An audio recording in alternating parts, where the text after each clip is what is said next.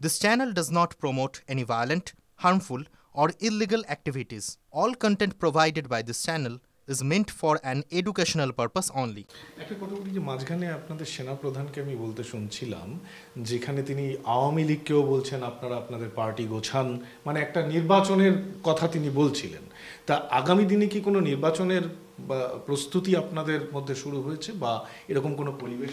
আমরা তো আমাদের কার্যকলাপ নিষিদ্ধ, আমাদের ছাত্রলীগ নিষিদ্ধ, মূল পার্টির কার্যকলাপ নিষিদ্ধ, এবং তারা এখন তো আরও চড়া গলা শেখ হাসিনাকে ফাঁসির দণ্ড দিয়ে তারা আজকে আরও ইউনুস মনে হয় স্বর্গ হাতে পেয়েছে এমনভাবে দৃষ্টতা দেখাচ্ছে।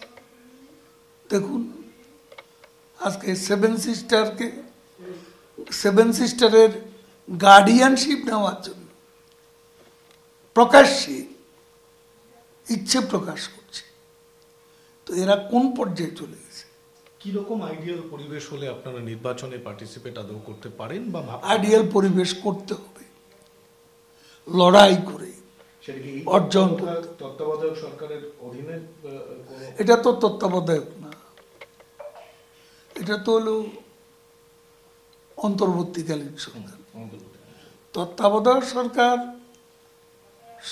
যদি পুরনো যে তত্ত্বাবধায়ক সরকার ছিল সেটার ভিত্তিতে যদি তত্ত্বাবধায়ক সরকার হয়, আমাদের নেত্রী নিজেই বলেছেন যে একটা নিরপেক্ষ তত্ত্বাবধায়ক সরকারের অধীনে যেখানে ইউনুস মাইনাস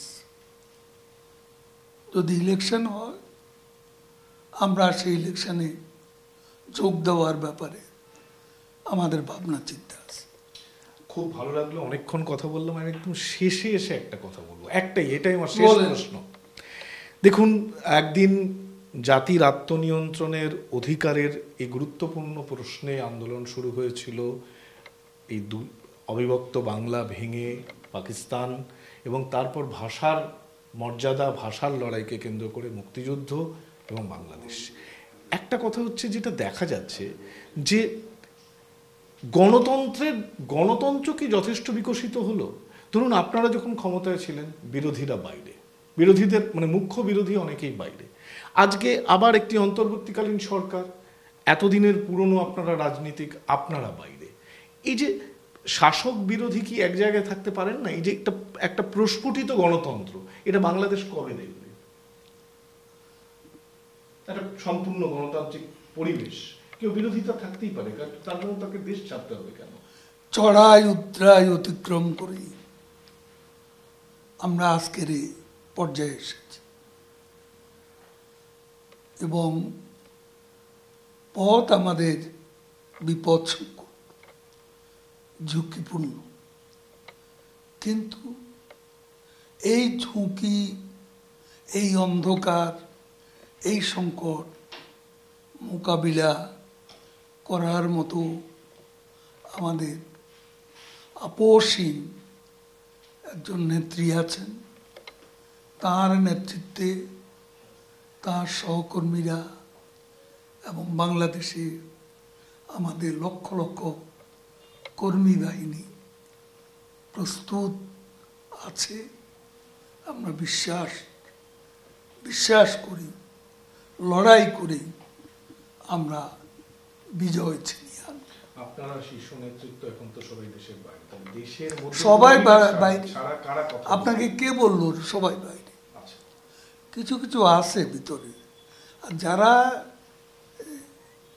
এখানে। আর বাংলাদেশে পার্থক্য কোথায়?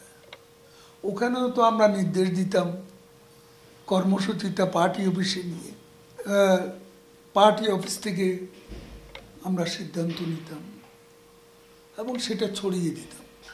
আজকালকার দিনে এই মেকানিজম তো সবার আছে, কাজে আমরা দূরের মধ্যে কত দূরে আছি সেটাও তো একটা ব্যাপার। কোনো অসুবিধা হচ্ছে না, আমাদের কর্মীরা প্রতিনিয়তই কর্মসূচি পাচ্ছে। অসংখ্য ধন্যবাদ আমাদের সময় দেওয়ার জন্য, অসংখ্য ধন্যবাদ।